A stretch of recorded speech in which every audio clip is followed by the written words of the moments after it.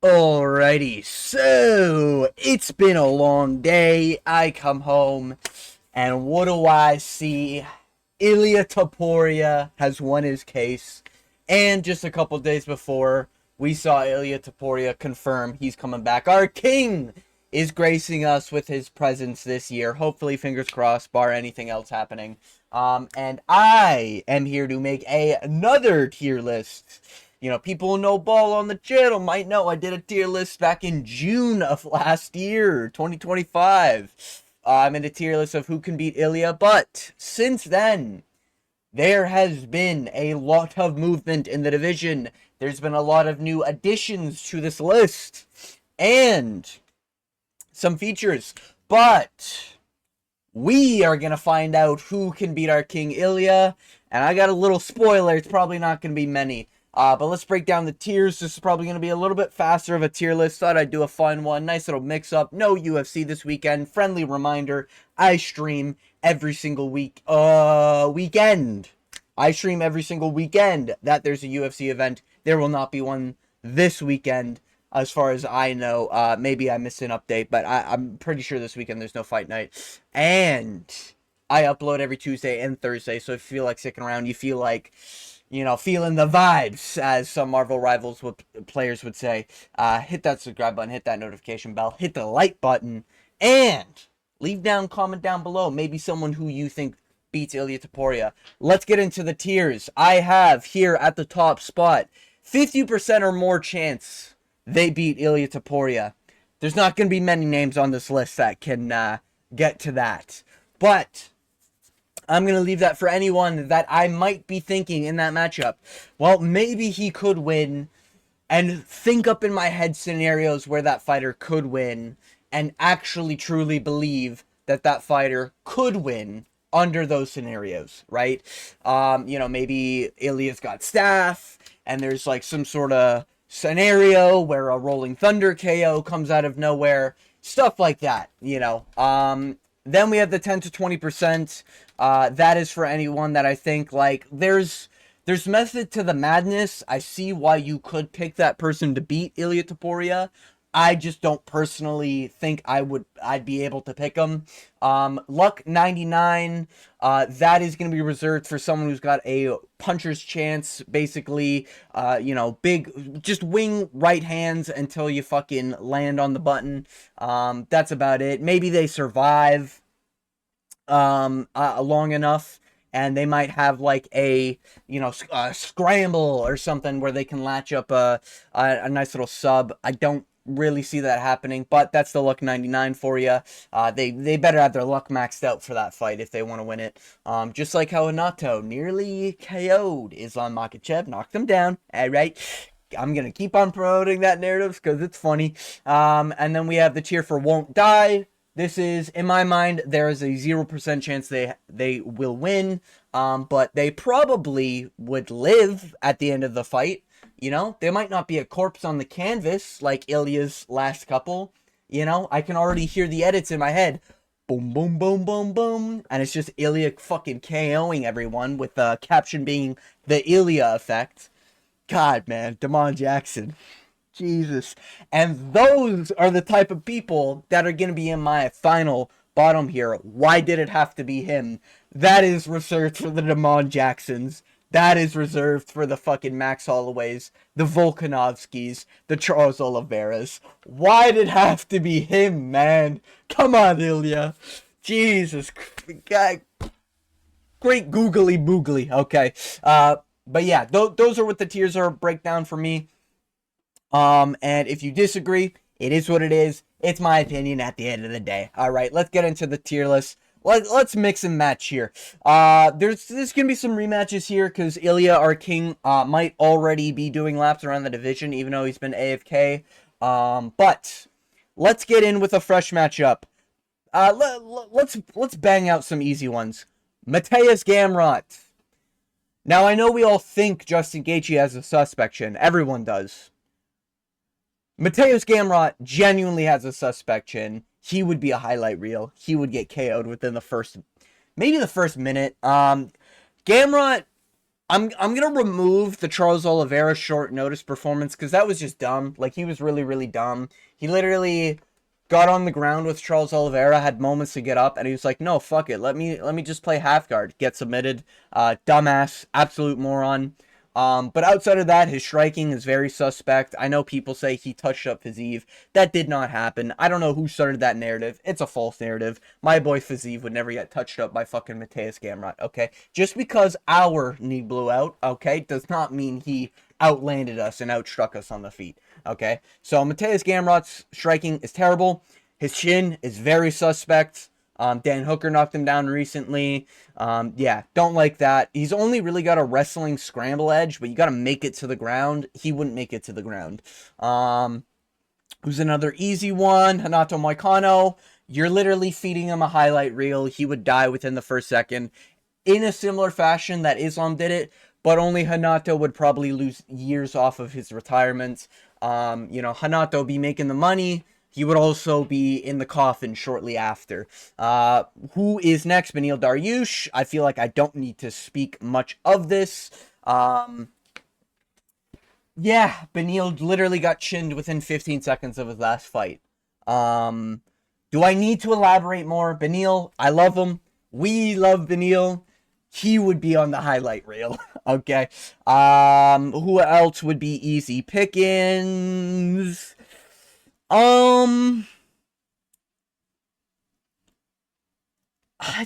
feel like Chandler at this point's gotta get KO'd. Like, flatline KO, I'm talking about.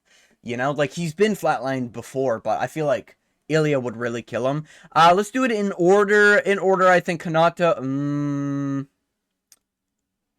Yeah, I think Beneil probably doesn't last the longest.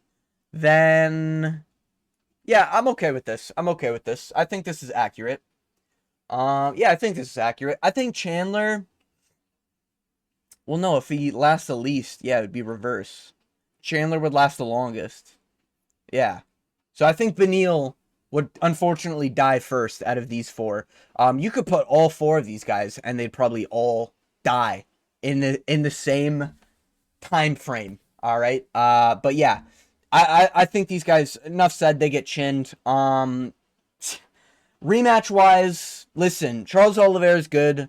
I'm slowly coming on the Charles Oliveira train. I haven't been on it pretty much at all. Never really been a Charles Oliveira fan. Great story. Wicked champion for his domination run. Fumbled here and there. Makes dumb decisions at times. I don't see a world where Charles Oliveira gets the nod over Ilia after that performance. And I don't see a world where an older Charles Oliveira doesn't get chinned faster. Only this time there's no takedown. That's pretty much how I see that fight going. He would probably last about here. Because I think Gamrot would shoot a takedown. He would just fail and then get flatlined. I could see Chandler making it to maybe round 2. Maybe he survives till the beginning of round 2. Says, wow, what a great round. Then gets fucking absolutely demolished. Who else? I'm going to do it, man. He's going at the top. Listen, we all want to see a Rolling Thunder KO from Justin Gaethje. And it's a good thing Ilia's wife didn't take the kids. In fact, he took the kids, which is kind of a funny spin on that narrative. But, yeah, I don't see a world where Justin survives to a 5-round decision with Ilia Topuria. I don't see it happening. I think Justin will meet his version of God. He will be welcomed to the pearly gates for all the highlights and fun he's given throughout the years. But unfortunately, a sacrifice must be made for Ilia's comeback. And Justin Gaethje, your name has been pulled out of the hat. It is what it is. It was fun while we had him, But after that fight, I don't think Justin's going to be the same. I do think he has the highest odds of making it out of round 1. His chin is suspect, but it's like we all think it's suspect. He could genuinely survive off of just barely not getting hit flush, but it's Ilia. It's Ilia. Cleanest boxing, cleanest combos. Man who hits the hardest. I mean, it's just... It's not looking good for our boy Justin Gaethje, but we'll see what happens. This is, of course, subjective opinion, guys. Dan Hooker, in a weird way, I'm going to say Dan Hooker doesn't die. I could see him getting knocked down. I know he's been knocked out by Michael Chandler. Listen, I don't think Dan Hooker dies. You know, maybe he gets like stoppage KO'd. I don't think he gets flatlined like the rest of these jobbers. You know, I think Dan Hooker would genuinely survive. I know I'm biased. I like Dan Hooker a lot. I'm not like Aussie or New Zealand, whatever. I just like Dan Hooker. He's fun. He has a fun promotion, and he's a fun guy. You know. It's gooey. But yeah, I don't think he has a chance at beating Ilia at all. I just think he would be fun. He might have a moment. Like, I could really see him doing well with teeps to the body, or like a body kick or like a leg kick. Pulls a Gilly, Ilia reverses, probably gets a submission. So I wouldn't say like, Dan Hooker would die from that fight. I don't think Ilia would be able to really flatline him with how sporadic he is once the ground gets involved, and how more willing he is going for a submission, especially off his back now. I don't know what it is with Dan Hooker. He's really been playing the jiu-jitsu, Maybe he took one too many notes from Dustin Poirier. Could be that. Wicked fight they had, by the way. That's still probably my favorite fight in the UFC. Dan Hooker versus Dustin Poirier. We move on. Won't die. I'm going to say Max Holloway doesn't get flatlined at lightweight. Rehydrated, I think he fares a lot better. And I know a lot of people are saying it's an interesting fight. I do still think it's an interesting fight, Max Holloway at lightweight. I don't think Max Holloway would do as bad as he did in the first fight if they were to rematch at lightweight. I just think, how do you put it? Like, Ilia would be doing better, so I think there'd be clearer rounds for Ilia. But I could see Max making it to the fourth with him making less mistakes. I know he looked a little bit washed in that Poirier fight. The knockdown is really where the washed argument comes into play. But that knockdown really was like a behind-the-ear shot, so I'm not too hard-pressed, And he's been talking about how he's been getting hit hard by a lot of his last opponents. Don't like that. So I think he'd probably get, like, TKO'd like the last time, where it wasn't he got flatlined, where he's a corpse like Volkanovski. It's just, yeah, he got TKO'd. It is what it is. Won't die. I strongly feel like a rematch at lightweight, Volk training camp wouldn't die like the first fight. I do still think he would lose, and there's not really any way I see Volk winning. I know he just beat Lopez twice in an impressive fashion the first time, and the second time a little bit less impressive, very close fight. And that's where we're at edge here. Volk can't fight dangerous strikers. Like, he just can't at this point in his career. I'm not putting Lerone Murphy in that category. I'm not putting fucking, whatever. Ilia Topuria, like, lightweight division, genuinely, I think Justin Gaethje might beat... This might be a crazy take.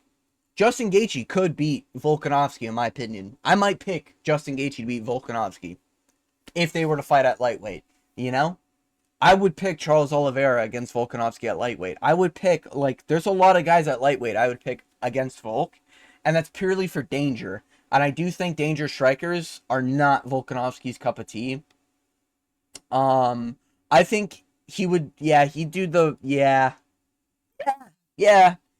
I think I'm fine with this. But yeah, Volk, I think, would do well until he doesn't again, get knocked down, and then they would actually score it as a knockdown because it's Ilia, and not Diego Lopez for some reason. They don't like counting his knockdowns. It is what it is.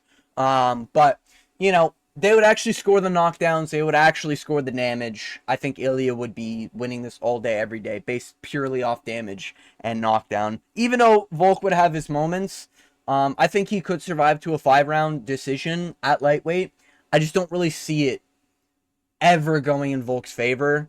Especially now that he's been to Australia, twice? And only one time he had kind of a biased judge, but the other time it was completely fair. But that was only one of the 6 judging scorer cards, The 50-45 is completely bullshit against Lopez in the rematch. But, the Islam fight, if they were going to score it for Volk in a favoritism way, they would have scored it there, and they didn't. So I don't think they would like rob Ilia either.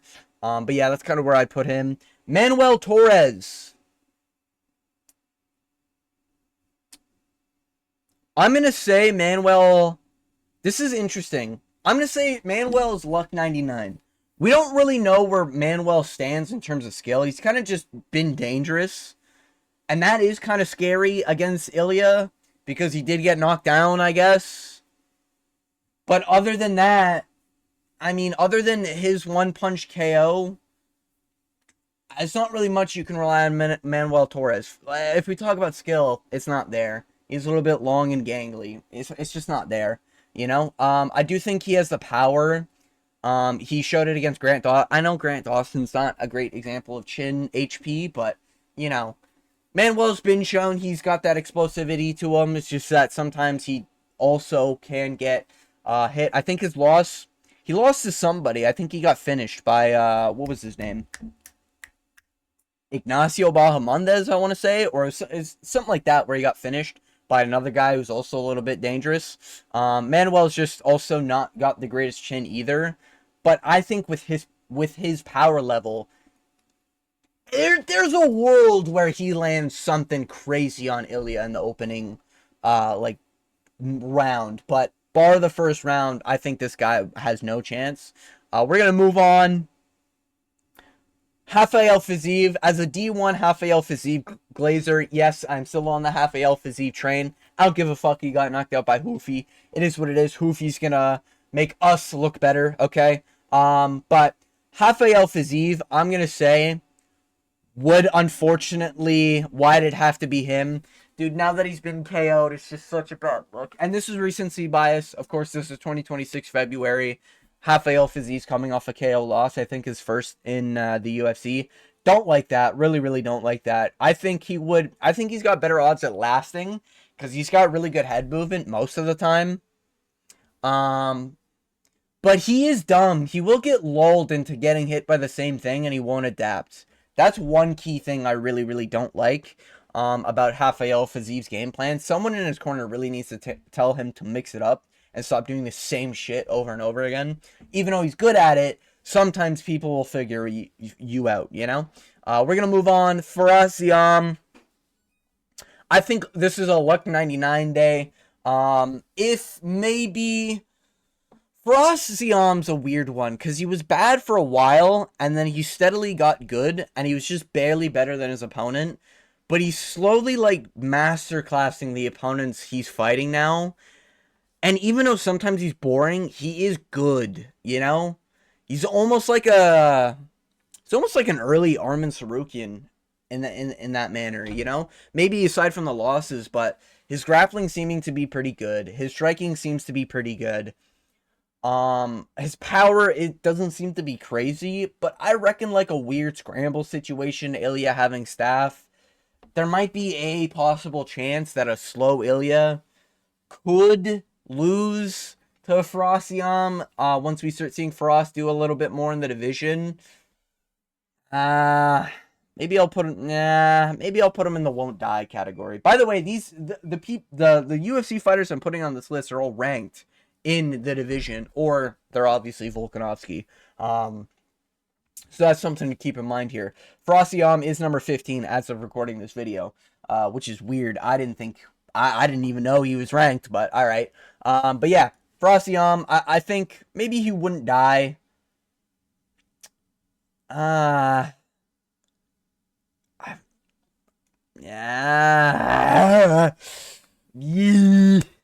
Yeah.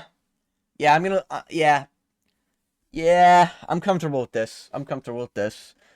Yeah, you know, I think for us, Siam could be flatline KO'd, but I could also see him like weirdly making it to the 5th round and not being finished, or getting submitted off a weird scramble because, you know, he shoots his own takedowns.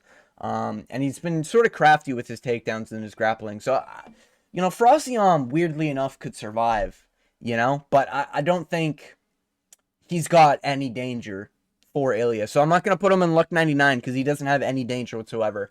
We're going to move on. BSD. I think he dies. I do. I really think he dies.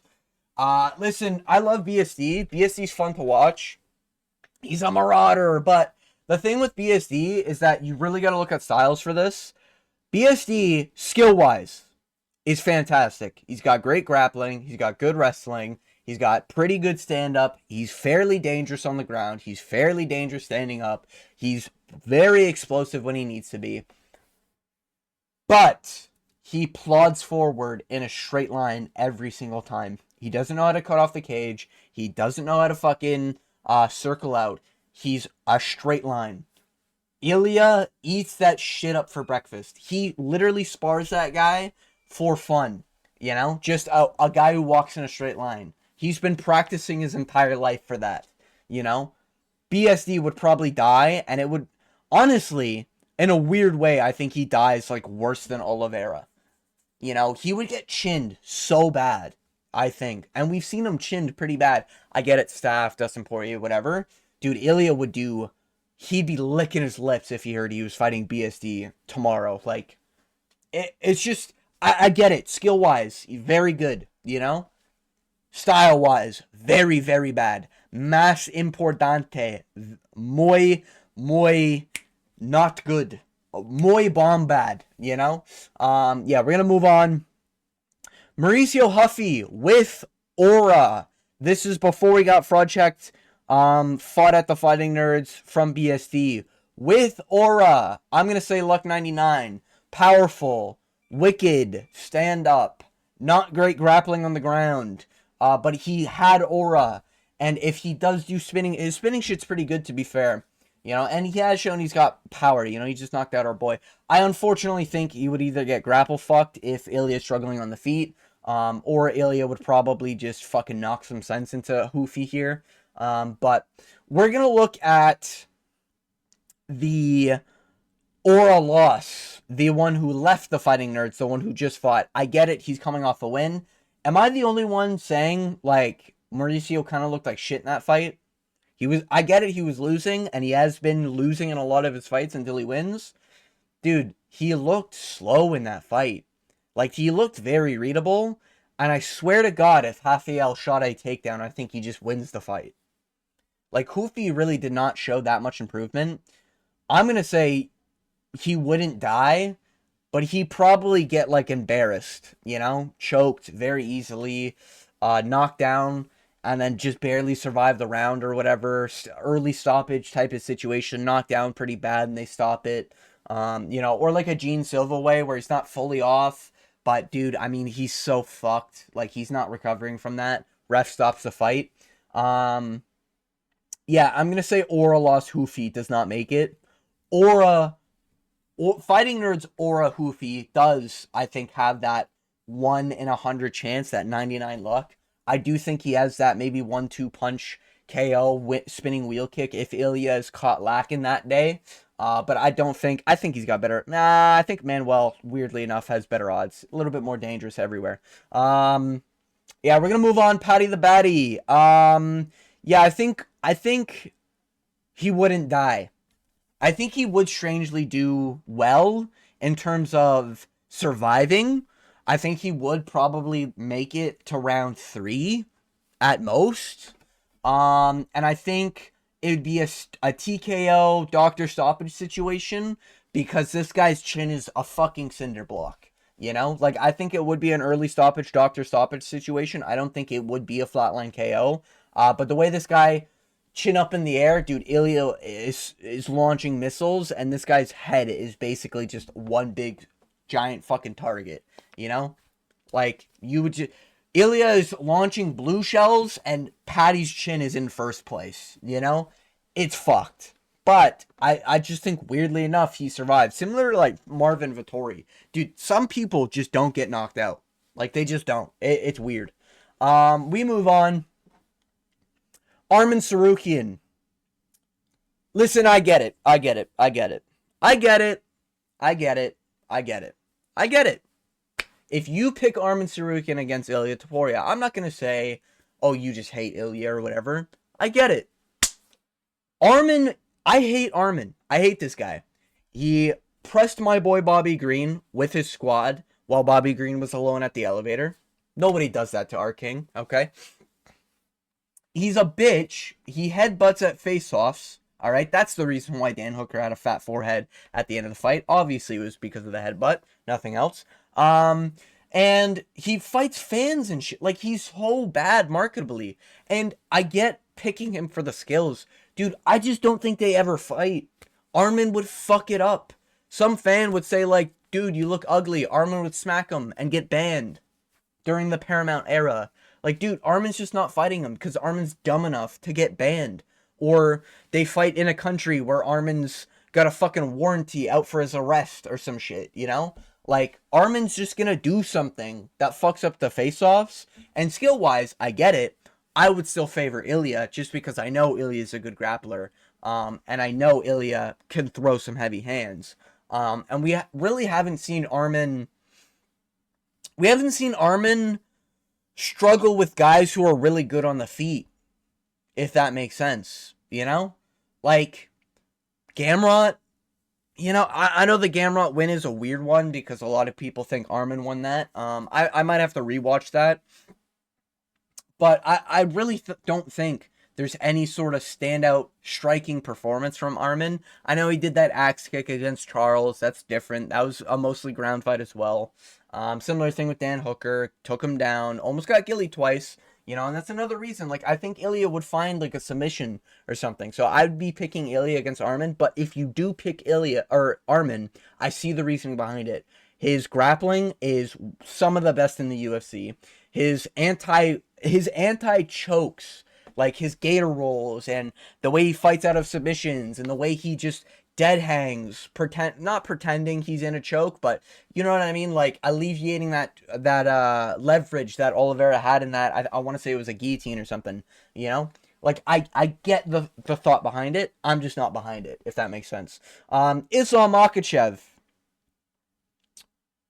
we're gonna say for last. Okay, so Deathclaw from Fallout, specifically Fallout 4. It's a tough one, you know? Like, damage-based scoring, I would really lean towards the Deathclaw because he would be leaving the marks. But when we look at power and we look at speed, you know, and we look at, like, aura, I kind of feel like Ilia is just so much higher level than a Deathclaw. Like, I just don't see the Deathclaw really doing much other than landing scratches. I could see it based on damage-based scoring, but I don't know if he makes it, you know? We're going to say luck 99. We're going to say luck 99. You know, if the Deathclaw catches Ilia Topuria lacking, I think the Deathclaw got good odds. But outside of that, like, Ilia must have staff and not be paying attention. Forgets to use VATS or something. Like, maybe the Deathclaw gets him in that case. But it'd have to be a really, really bad day for Ilia, you know? Like, they must have took the kids or some shit. And then maybe the Deathclaw could be switched on. Homelander from The Boys. You know, the heat vision is really what it comes down to. When we look at, like, speed and power, honestly, they're probably about the same. You know, Homelander can lift a plane. Ilia can fucking shatter mountains. Honestly, Ilya's probably way stronger than Homelander now that I'm thinking about it. When we think about power, I think the heat vision is what gives him the edge here. Like, if you pick Homelander, I get it, right? You're picking him because of the heat vision, maybe because of the flight. But I'd argue Ilya's fast enough and more powerful enough to land that shot before Homelander even takes flight. You know? I really think Homelander would get knocked out real quick. Homelander really hasn't faced anyone his level of strength. And when he did, he kind of shit his pants in front of Soldier Boy. I'll say it as it is, man. You know, when Homelander's faced with someone who can match his power, you might get absolutely dog-walked, you know? But if you're picking him, heat vision, I get it. I kind of get it. Heat vision is doing a lot of work here. You know, yeah, I get it. I'm going to leave it in the 10 to 20% though. We're going to do Invincible Season 1 mark. I think it's close. Listen, now these two are matched for power. These two would be matched for power. Roughly the same strength, you know? Probably the same bloodline, to be honest with you. Both part Viltrumite. But I think what it would come down to in this matchup, Mark wears damage a lot in his fights. And he's prone to getting bitched, but he's never knocked out. And because he's got that Viltrumite human mix, the adrenaline spikes his strength. So it's kind of like the more hurt Mark is, the worse it is for the scorecards, but the better odds Mark has at winning. So it sort of come down to like, if Mark survives, he probably does win because he'd be doing way too much by the end of the fight in terms of damage. But he'd have to absorb so much damage, he'd be down 4 rounds and he would need that finish in the 5th. That's what it would come down to. And I think there's good odds Mark could get it done. I do think Invincible's got good odds, man. But he did get bitched by that rock guy. What's his name? Titan? Whatever. I think it starts with a T. He got bitched by him, And Ilia hits way harder than him. It's a tough one. Did get bitched by Battle Beasts. Ilia could be part Battle Beast. We don't know yet. We haven't seen the DNA tests. It's tough. I think I'll leave him there for now. I think that's fair. We're going to move on. I feel like I should bump him down, man. Like with the damage wearing every round. Yeah, we're going to put him down. We're going to say he's got better odds than Armin. But if you pick him, I get it. I don't see it. I think Ilia still wins. Islam Makhachev. This is a serious pick. I think he's got lower odds than Armin. And I'm going to say that because Islam requires his opponent to constantly be scared of a grappling threat. Ilia's not going to be scared of the grappling threat. He knows how to stand up. He knows how to advance positions. And almost in the similar fashion with Volk, because Ilia's a lot... This is at 170, by the way. I'm imagining this at 170. Islam's never going to 155. That's not going to happen again. But when Islam fights Ilia, I imagine Ilia's going to be shorter and stockier. And because he's a little bit thicker now, I think it's going to be easier for him to get those underhooks and really out-scramble. And I personally would be picking Ilia, not just for the power ability, because I know it's the narrative where Islam got knocked out that one time. But I also think, like, Islam really hasn't been doing well on the feet. Like, can we just say it as it is? Almost lost to Dustin Poirier. If that was a striking fight, he loses. Hanato Moicano knocked him down. I'm going to keep that narrative. And that's his last year of fighting. Oh, he took down JDM a bunch of times. Okay. And JDM's not threatening anything. JDM's just there to try to outbox him, but he never got the chance to box. He never got a chance to start. It could have been a pressure thing, could have been whatever. First title defense being the best fighter in the world is kind of tough. And I do have Islam as my number 1 all time. But I would say right now, I think he's got a slightly lower chance than Arman Tsarukyan to beat him. Because when I look at the skill sets and how they clash, Ilia provides a lot more danger everywhere. Islam doesn't do the same. Like, he's not that dangerous on the feet, man. Wow, he head kicked Volk. Congrats, I guess. Wow, he made Dustin Poirier bleed. Welcome to the club. You know what I mean? Like, I really don't think Islam's that dangerous on the feet. He's good on the feet. Like, when you want to compare Islam to Khabib, Islam is far better than Khabib on the feet, but I don't think he's that good. Like, he kind of gets overglazed now for how he is on the feet, but I think he's got better odds than Homelander. We move on to the last and final name on this list that I think is deserving of a matchup between him and Ilia, and perhaps the only man that could beat Ilia, Mr. House. And this is obvious. The House always wins. But that has been my picks, my tier list of the current top 15 and some cameos of the lightweight division, how they match up against Ilia Topuria. Now that Ilia is confirmed to be coming back, fingers crossed, our king will make his return. And I truly don't see anyone beating him anytime soon. Time will tell. We'll see what happens. He's still young, man. He's still like Dude, he's not even reached a prime age for the average fighter. It's kind of, dude, this guy could fucking lay some pipe in these divisions. But yeah, this is my tier list. If you made it to the end of the video, I want to thank you for watching, and as always, hope you have a good day.